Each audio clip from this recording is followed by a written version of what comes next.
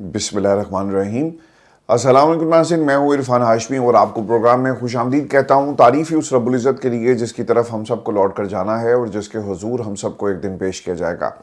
दोस्तों, आज 6 जनवरी है, दिन है मंगल का और आज की हमारी दूसरी वीडियो है। 3 खबरों पर तफसील से हम बात करेंगे। पहली खबर, अडयाला के गेट पर पाकिस्तान तहरीक इंसाफ के वर्कर्स का कब्ज़ा और पानी छोड़कर किस तरह तहरीक इंसाफ के वर्कर्स को भगाने की कोशिश की गई, इसकी तफसील आपके सामने रखेंगे। और अलीमा खान का अडयाला के बाहर क्या पैगाम है, ये भी आपको बताएंगे। और DGISPR की एक प्रेस कॉन्फ्रेंस है जिसमें तमाम पर्दे हटाकर अब पाकिस्तान तहरीक इंसाफ पर तनकीद हो रही है और इमरान खान की ट्वीट्स का हवाला दिया गया, प्रेस कॉन्फ्रेंस में चलाई गई। और पाकिस्तान तहरीक इंसाफ और दूसरी जमातें एक तफरीक पैदा करने की कोशिश की गई है। ये तफरीक क्या है और पाकिस्तान में जो मुज़ाकरात का खेल शुरू हुआ और जिस तरह से मुज़ाकरात की बार बार हुकूमत बात कर रही थी, इसका भी मुकम्मल ड्रॉप सीन हो गया इस प्रेस कॉन्फ्रेंस के बाद। और हुकूमत, शहबाज शरीफ, राना सनाउल्लाह और जो 5 बड़ों का मामला था, इस पर भी तफसील से बात करेंगे।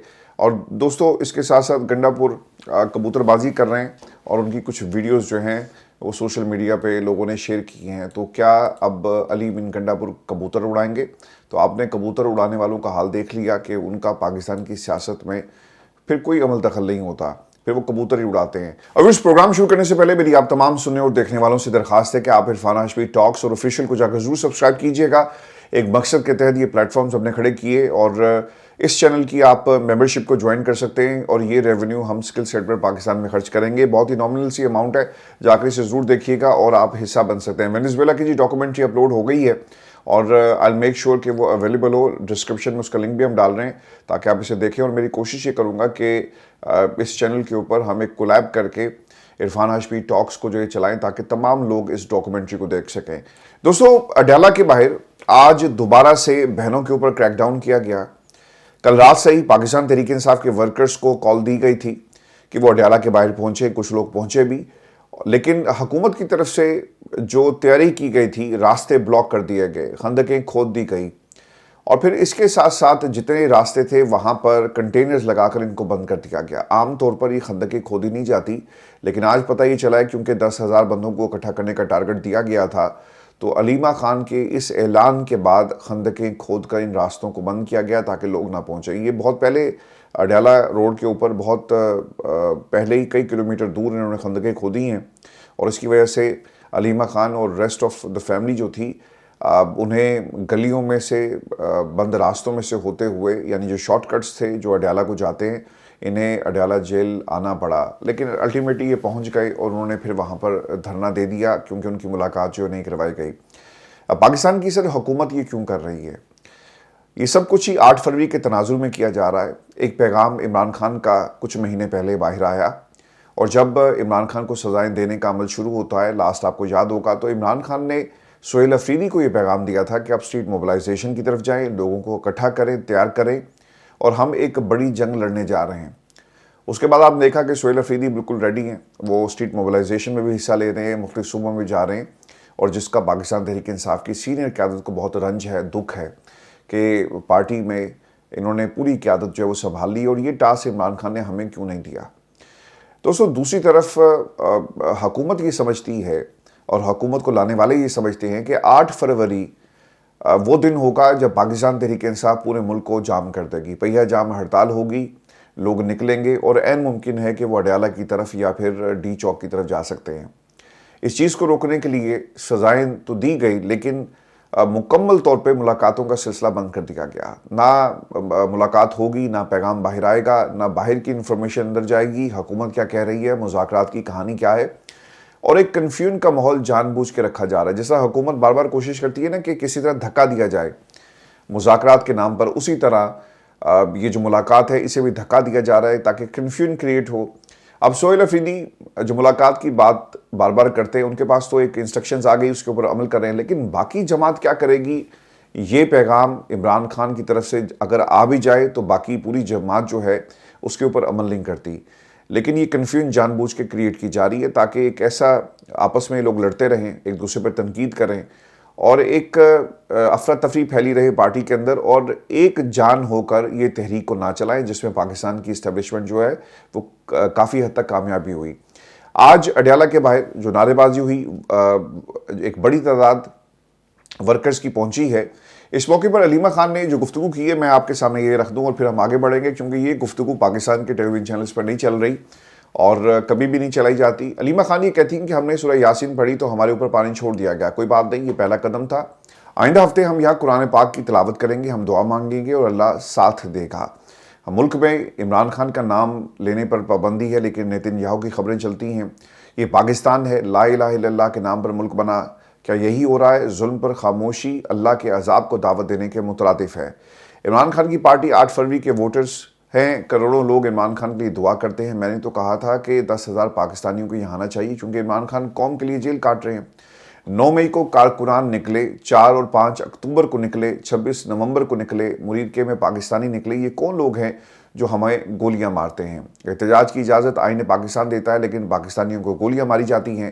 یہاں سڑک کے پاس سوسائٹی والے ایک شخص سے زبردستی زمین مانگ رہے تھے، وہ شخص اپنی زمین نہیں دے رہا تھا، اسے گولیاں مار کر قتل کر دیا گیا۔ وہ شہید ہے، پولیس والوں کو سب پتہ ہے، لیکن وہ خاموش ہیں اور گولیاں مارنے والے بڑے بڑے عہدوں پر بیٹھے ہوئے ہیں۔ اب انہوں نے ایک بات کی ہے، اس کی تو کوئی خیر کنفرمیشن نہیں ہے کہ شخص کون تھا، نہ ڈیٹیلز ہیں، لیکن یہ علیمہ خان کی آج میڈیا کے ساتھ انٹریکشن تھی۔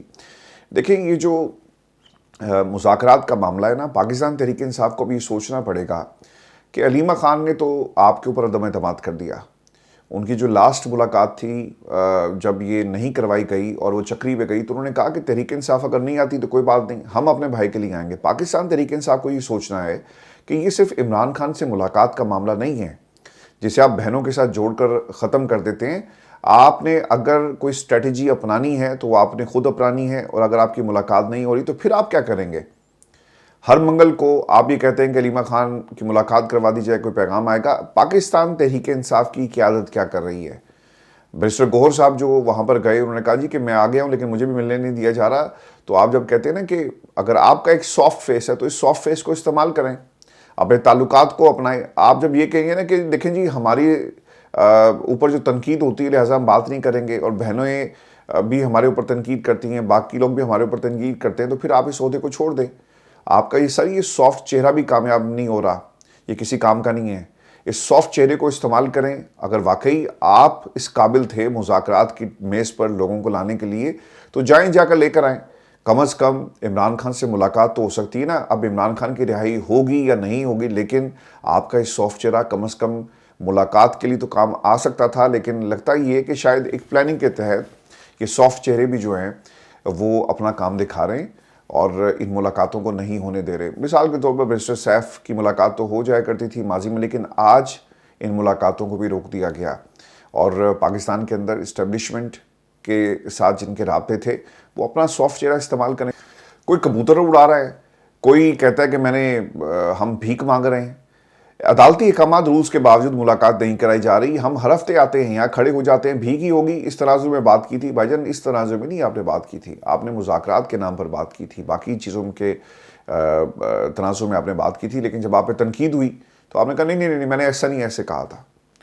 تو چلیں، آپ اپنا سافٹ چہرہ استعمال کریں، آپ بہت عقل کل ہوں گے، آپ کے پاس جو ہے ایک راستہ ہے، اس راستے کو استعمال کریں۔ کم از کم ملاقات آپ ہی کر لیں، ملاقات جا کر، اور عمران خان سے انسٹرکشن جو لے کر آئیں کہ 8 فروری کا جو احتجاج ہے کیا کرنا ہے، مذاکرات کرنے کہ نہیں کرنے۔ اپوزیشن لیڈر کا معاملہ ہے، پاکستان تحریک انصاف جو اس وقت کے پی میں حکومت کو جو رن کر رہی ہے، 4 کروڑ عوام کا آپ کے پاس مینڈیٹ ہے، لیکن آپ کو جو ہے وہ ایک ملک میں آپ کی اپنی فوج کا ایک ترجمان جو ہے وہ کہتا ہے کہ ہم اسے بات نہیں کریں گے۔ یار کچھ تو کرو، سافٹ چہرے نو استعمال کرو، لیکن یہ صرف اور صرف کیڑے نکالنے کے لیے اور ایک کنٹروورسی کریٹ کرنے کے لیے علیمہ خان ہو یا پھر سہیل افریدی، یہ پارٹی میں ان کا کردار ہے، اس سے زیادہ ان لوگوں کا کردار کوئی نہیں ہے۔ دوستو، ملاقات ختم ہو گئی ہے اور اب دھرنا جو ہے وہ دے دیا گیا ہے۔ تینوں بہنوں کا کارکنان سمیت فیکٹری ناکے پر دھرنا، اور دھرنے میں سلمان اکرم راجہ ہے، اون عباس بپی ہیں، شاندانہ گلزار ہیں،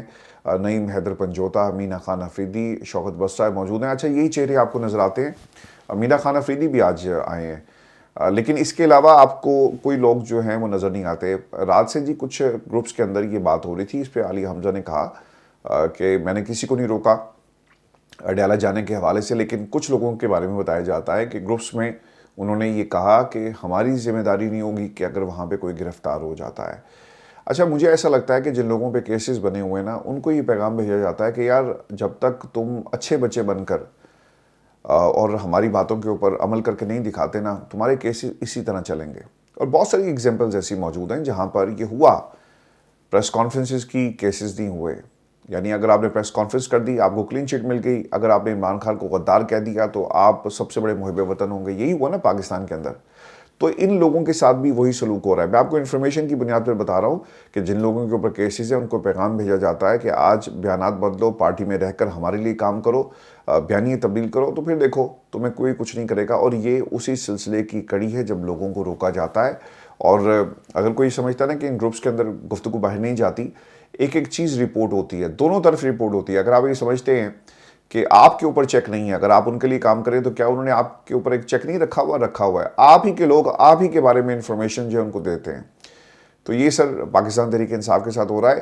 تحریک انصاف کی قیادت کو آج کا جو اگر کہا جائے کہ واٹ از دا ٹیک اوے، تحریک انصاف کی قیادت کو سلمان اکرم راجہ اور باقی لوگوں کو یہ سوچنا ہوگا کہ P T I as a party کہاں سٹینڈ کرتی ہے۔ علیمہ خان تو کہتی ہے کہ آپ نے آنے آئے نہ نہیں آنا نہ آئے، ہم اپنے بھائی سے ملیں گے۔ تو پاکستان تحریک انصاف کیا کرے گی؟ وہ جماعت جو پورے ملک کی نمائندہ جماعت ہے، وہ آج ایک ملاقات کے سلسلے میں رکی ہوئی ہے۔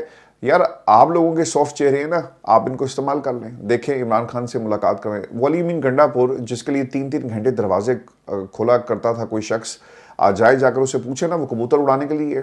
یہ بریسٹر صاحب جسے اگر کابینہ میں کوئی حصہ نہیں ملا تو کہے گا میں بات نہیں کروں گا۔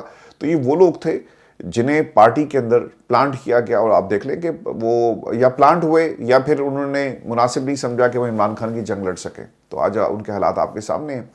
دوستو آج نا پاکستان میں D G I S P R کی پریس کانفرنس، اس پریس کانفرنس میں ایک چیز بڑی واضح ہو گئی کہ رانا ثناءاللہ جو مذاکرات کی بات کر رہے ہیں 5 بڑوں کا جو انہوں نے حوالہ دیا ہے، یہ صرف ایک جھوٹ کا پلندہ ہے، اور یہ صرف انگیجمنٹ کا معاملہ تھا کہ ان کو انگیج کرو، کنفیوز کرو، آپس میں لڑاؤ، اور اسی طرح ان کو ٹرک کی بتی کے پیچھے لگا کر وقت جو ہے وہ ٹالا جائے، دھکا دیا جائے، اور 8 فروری سے پہلے ہم نے یہ کام کرنا ہے۔ آپ دیکھ لیں کہ پاکستان تحریک انصاف 8 فروری کے حوالے سے سہیل افریدی کے علاوہ کوئی پالیسی آپ کو نظر آ رہی ہے؟ کوئی پالیسی موجود نہیں ہے۔ یہ بریسٹر، یہ جو گوہر ہے، یہ کس مرض کی دوا ہے؟ اس نے کیا کرنا ہے پارٹی کے ساتھ؟ یہ ملاقاتوں کے لیے یا پھر پارٹی پر تنقید کرنے کے لیے؟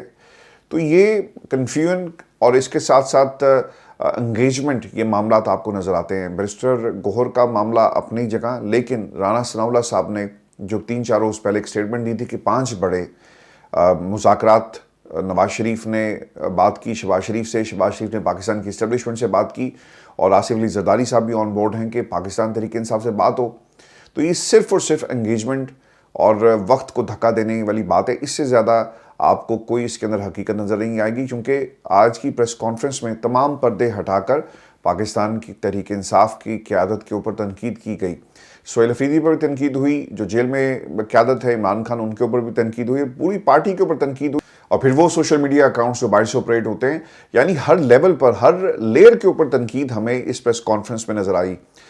D G I S P R نے جو باتیں کی ہیں، میں کچھ اس میں سے آپ کے ساتھ شیئر کر دیتا ہوں، چونکہ وہ 2-2.5 گھنٹے کی غالباً پریس کانفرنس تھی جو پورے پاکستان نے دیکھی، دنیا نے دیکھی۔ دہشت گردی کے 80% واقعات خیبر پختونخوا میں ہوئے، جس کی وجہ یہ ہے کہ کے پی میں دہشت گردوں کو سازگار سیاسی ماحول فراہم کیا جاتا ہے۔ یہ D G I S P R نے اپنا موقف جو ہے وہ آج اس پریس کانفرنس میں پیش کیا۔ خیبر پختونخوا حکومت کے پاس کسی سوال کا کوئی جواب نہیں، ملٹری آپریشن نہیں کرنا تو کیا کرنا ہے؟ کیا نور ولی محسود کو صوبے کا وزیر اعلیٰ بنانا ہے؟ کیا اس کے ہاتھ پر بیعت کرنی ہے؟ میرا خیال ہے کہ یہ زیادہ ہو گیا، اور پاکستان کی عوام، 4 کروڑ عوام کی ایک نمائندہ حکومت ہے، اور اس نمائندہ حکومت کے پیچھے ایک مینڈیٹ ہے۔ جب آپ ایسی باتیں کریں گے تو اس سے ایک نفرت پھیلے گی، اور لوگ آپ کو نا اس پریس کانفرنس کے تناظر میں دیکھیں گے کہ یار دیکھو ہمارے صوبے کی قیادت کے اوپر تنقید، اور یہی ہوگا نا۔ اچھا، یہ جو ڈیجیٹل فٹ پرنٹس ہوتے ہیں دوستو، یہ بڑے خطرناک ہوتے ہیں۔ ماضی میں تو اخبارات آج آپ کو نہیں ملیں گے کہ اس وقت کا جو لکھاری تھا، جو صحافی تھا، وہ بھٹو کے بارے میں کیا لکھ رہا تھا، کیا رپورٹ کر رہا تھا، جنرل ضیاء کے بارے میں کس صحافی نے کیا کہا۔ مشکل ہے، آپ کو وہ آرکائیوز میں جا کر یا ان کے اپنے جو اخبارات ہیں ان کی لائبریریز میں جا کر دیکھنا پڑے گا۔ لیکن یہ جو ڈیجیٹل فٹ پرنٹس 10 سال پرانے ہیں، ان کو ذرا اٹھا کر دیکھیں. کچھ ایگزامپلس ہم نے اکٹھی کی, میں آپ کے سامنے رکھوں گا کہ دہشت گردوں سے کون مدد مانگ رہا تھا اور دہشت گردی ملک کے اندر کس طرح سے ہو رہی تھی 2010 میں, اور شہباز شریف صاحب نے ماضی میں کیا کہا, اور انٹرنیشنل جریدوں کی خبریں ہیں. لیکن جو سب سے امپورٹنٹ معاملہ اس کے اندر یہ ہے کہ خیبر پختونخوا میں ملٹری آپریشن کے حوالے سے سر ایک جرگہ ہوتا ہے. اس جرگے میں کون کون لوگ شامل تھے؟ 12 نومبر 2025 کا صوبائی حکومت کے زیر اہتمام یہ جرگہ, گرینڈ جرگہ جس میں مسلم لیگ نون ہے, ٹھیک ہے, مسلم لیگ نون کے بھی لوگ اس میں شامل تھے, پاکستان پیپلز پارٹی کے لوگ بھی شامل تھے, ANP کے لوگ بھی اس کے اندر شامل تھے, JUI کے بھی لوگ اس میں شامل تھے, تمام سیاسی جماعتیں, قبائلی مشیران اور ہر مکاتب فکر کے نمائندے اس میں شریک ہوئے. تو فیصلہ کیا ہوا؟ 15 نکاتی ایجنڈے کو اگر آپ اٹھا کر دیکھیں تو اس میں جو منظوری دی گئی تمام سیاسی جماعتوں کی بات کروں, یہ صرف تحریک انصاف نہیں تھی. 2 ٹوک الفاظ میں قرار دیا گیا کہ ملٹری آپریشن کسی مسئلے کا حل نہیں ہے. لیکن یہ صرف تنقید سہیل افریدی پر کیوں ہو رہی ہے؟ وہ اسٹریٹ موبلائزیشن کی تیاری کر رہا ہے, اور جو راستہ عمران خان کا راستہ, اس پر آپ کو سہیل افریدی چلتا ہوا نظر آئے گا. اس راستے پہ آپ نے کبھی علی امین گنڈا پور کو نہیں دیکھا ہوگا. ہاں, دھوکہ تھا, ایک دکھاوا تھا جسے عمران خان نے انگیج کیا اور پارٹی سے الگ کر دیا, اس کرسی سے الگ کر دیا جس کرسی کی بنیاد پہ سب کچھ ہو رہا تھا.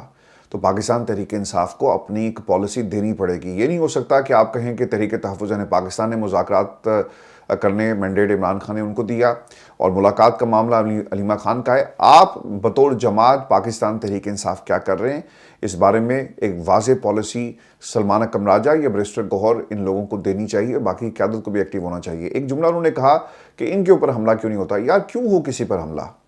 اللہ تعالیٰ سب کو اپنے حفظ و ایمان میں رکھے. تمام سیاسی قائدین سیاست کریں, لیکن جب سیاست آپ کے اپنے ارد گرد گھومتی ہے تو آپ کنٹروورشل ہو جاتے ہیں. تمام سیاسی جماعتیں سیاست اپنے لیے کر رہی ہیں, کچھ گھرانوں کے لیے کر رہی ہیں, کچھ گروپس کے لیے کر رہی ہیں, کچھ طاقتور لوگوں کے لیے کر رہی ہیں. ان کا پاکستان کی عوام سے سر کوئی تعلق نہیں ہے.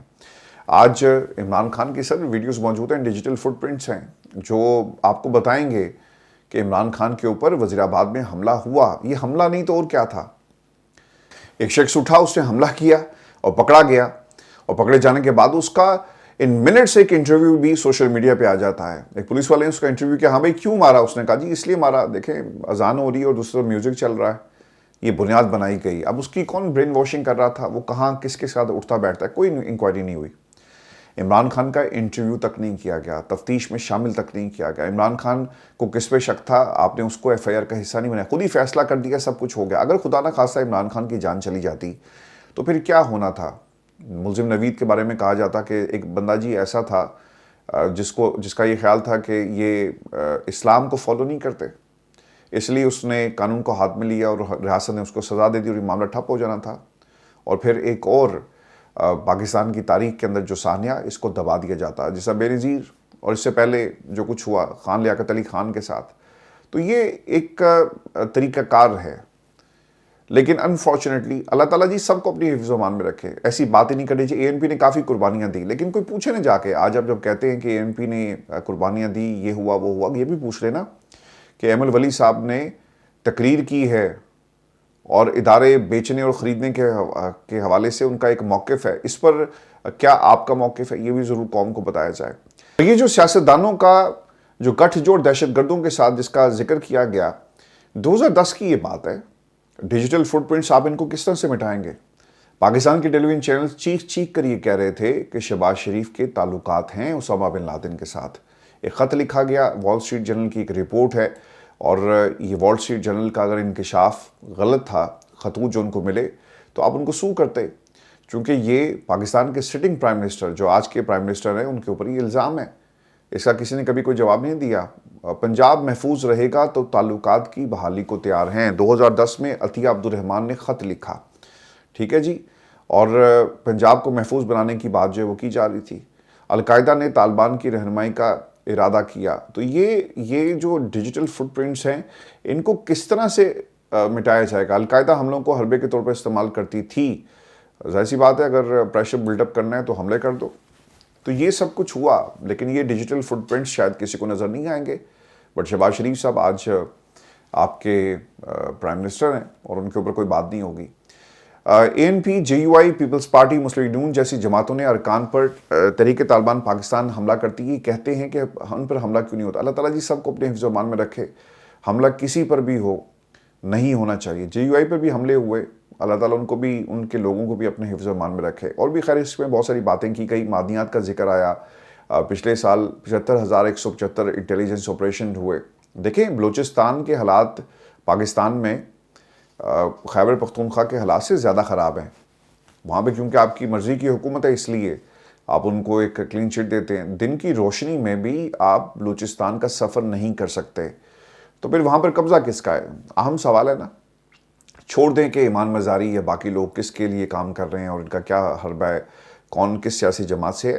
یہ دن کے حالات ہیں کہ دن کی روشنی میں مزدوروں کو روک لیا جاتا ہے, گاڑیوں سے اتار کر مارا جاتا ہے. یہ آپ کو کیا خیبر پختونخوا میں ایسے حالات ملتے ہیں؟ نہیں ملتے. پچھلے 3-4 دہائیوں کا سر یہ ایک پورا منظرنامہ ہے. آپریشن, آپ کی پالیسیز آپس میں انٹیکٹ ہیں. پاکستان میں سر آپ نے ایک پوری نسل تیار کر دی ہے, اور وہ لوگ جو ایک مائنڈ سیٹ تھا, یا پھر جنہوں نے اپنے پیاروں کو اپنی آنکھوں کے سامنے مرتے ہوئے دیکھا اور جو قربانی دیتے آ رہے ہیں, ایک نسل نے قربانی دی, دوسری نسل قربانی دے رہی ہے, تیسری نسل قربانی دینے کے لیے تیار بیٹھی ہے, تو وہ سوال تو ضرور کریں گے نا کہ یار ہمارا کیا قصور ہے, ہم بھی پاکستانی ہیں. معاملات کا حل آپریشنز میں ہے, تو میرا خیال ہے کہ پچھلے 40 برسوں میں کوئی حل نکلنا ضرور چاہیے تھا, لیکن وہ آج تک آپ کو حل نکلتا ہوا نظر نہیں آ رہا.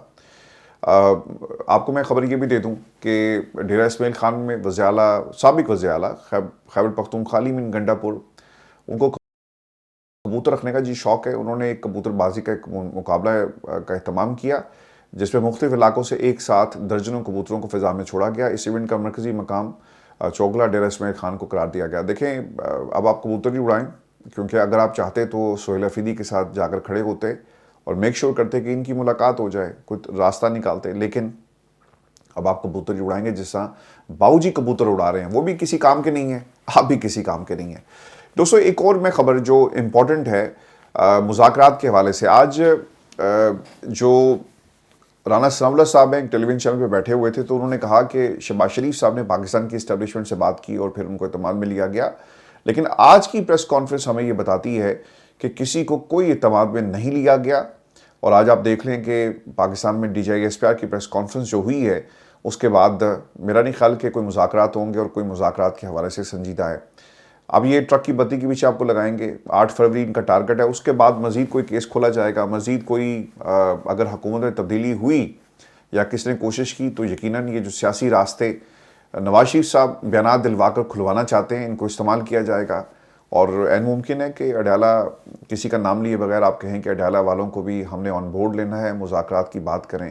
لیکن مجھے ایسا لگتا ہے کہ اچکزئی کے ذریعے شاید یہ راستے کھولے جا سکتے ہیں, کیونکہ نواز شریف اور اچکزئی کے آپس میں تعلقات جو ہیں, سیاسی تعلقات ہمیشہ سے رہے اور راستے انہوں نے ہمیشہ ایک دوسرے کو دیے. تو یہ راستہ یہاں سے کھل سکتا ہے. لیکن دیکھنا یہ ہوگا کہ 8 فروری کے بعد, چونکہ کچھ لوگوں کا یہ خیال ہے کہ شہباز شریف صاحب کے ستارے گردش میں ہیں اور یہ حکومت شاید تبدیل کی جا سکتی ہے. لیکن آج کی پریس کانفرنس کے بعد جہاں پر ہم کھڑے تھے 2 سال پہلے, آج بھی ہم وہیں پر کھڑے ہیں, اور مزید اختلافات پاکستان تحریک انصاف کے اندر ہمیں نظر آ رہے ہیں. میں دوستوں آپ کو یہ خبر یہ بھی دے دوں کہ پارلیمانی سیکریٹریٹ کے ذرائع یہ بتاتے ہیں کہ قومی اسمبلی کے اسپیکر آئندہ ہفتے شروع ہونے والے قومی اسمبلی کے اجلاس میں نئے قاعدے حزب اختلاف کا تقرر عمل میں لانے کے لیے باقاعدہ کارروائی کا آغاز کریں گے. انہیں حزب اختلاف کے 78 ارکان کے دستخطوں کی انفرادی طور پر تصدیق کرنا پڑے گی. اس سلسلے میں انہیں ہر رکن سے الگ الگ بالمشافہ ملاقات کر کے باور کرنا ہوگا کہ قاعدے حزب اختلاف کے طور پر تقرر کے لیے انہوں نے جس پر دستخط کیے, کیا وہ رضاکارانہ طور پر تھے یا انہیں یہ دستخط جو ہیں زبردستی ان سے کروائے گئے. اسپیکر آفیسر کا یہ موقف ہے کہ ہو سکتا ہے کہ ان کو زبردستی یہ دستخط کروانے پر مجبور کیا گیا ہو. تو یہ ایک معاملہ اس کے اندر آپ کو نظر آئے گا. میں آپ کو ایک اور خبر بھی دے دوں, شہباز شریف صاحب نے $3 ارب قرض کو رول اوور کرنے کی درخواست کریں گے. خبر یہ آ رہی ہے. اور وزیر اعظم شہباز شریف مجموعی طور پر $3 ارب مرکزی بینک میں ڈپازٹ کرائے, اور جو کہ بیلنس آف پیمنٹ کے لیے استعمال کیے ہیں. $1 ارب کا قرض جنوری کے دوسرے ہفتے کے دوران میچور ہو رہا ہے, اور $1 ارب کے ایک اور قسط جنوری کے تیسرے ہفتے میں میچور ہو جائے گی, جس کا رول اوور کرنے کے لیے درخواست کی جائے گی. دکھ کی اور تکلیف کی بات ہے کہ جب بھی ہم خبریں آپ کے پاس لے کر آتے ہیں اس میں قرضہ ہی نکلتا ہے, دہشت گردی نکلتی ہے, لوگوں کو مارو پکڑو, واٹر کینن, یہ سب کچھ نکلتا ہے. لیکن کبھی بھی ہم پاکستان کے حوالے سے کوئی اچھی خبریں ہوں گی تو آپ کو دیں گے نا. لیکن انفارچونیٹ ہے, اور مجھے تو اب تکلیف ہونا شروع ہو گئی ہے کہ جب میں آپ کو یہ خبریں دیتا ہوں کہ پاکستان ادھار پہ چل رہا ہے, یہ ادھار کی سرکار ہے, یہ ڈنڈے کی سرکار ہے, اور یہ صرف اپنے اقتدار میں رہنے کے لیے کوششیں کرتے ہیں. ان کا پاکستان کی عوام, آپ کی 3 برس چلیں, جب آپ پہلے دفعہ آئے تھے تو آپ کہتے تھے کہ عمران خان, آپ کو ایک پنچنگ بیگ ملا ہوا تھا کہ عمران خان کی حکومت نے بیڑا غرق کر دیا. بھئی آج کس نے بیڑا غرق کیا ہے؟ آج آپ کے پاس کیا فگرز ہیں؟ قرضہ بڑھی جا رہا ہے. انہوں نے صرف وقت ضائع کیا پاکستان کی عوام کا. دنیا کے اداریے کے مطابق آج اخبار میں جی ایک اداریہ لکھا گیا, اور ملک میں غذائی عدم تحفظ, یہ رپورٹ ہے جی ہاؤس ہولڈ اکنامک سروے 2025-24 کے مطابق گزشتہ 6 برسوں کے دوران ملک میں غذائی عدم تحفظ کی شرح میں تقریباً 9% اضافہ ہوا ہے. مالی سال 2019 میں ملک میں غذائی عدم تحفظ کی مجموعی شرح 15.9% تھی, جو مالی سال 2025 میں بڑھ کر 24.3% تک جا پہنچی. یعنی ملک میں ہر 4 میں سے 1 گھرانہ مناسب خوراک تک رسائی سے محروم ہے. تو یہ پاکستان کی سر حقیقت ہے.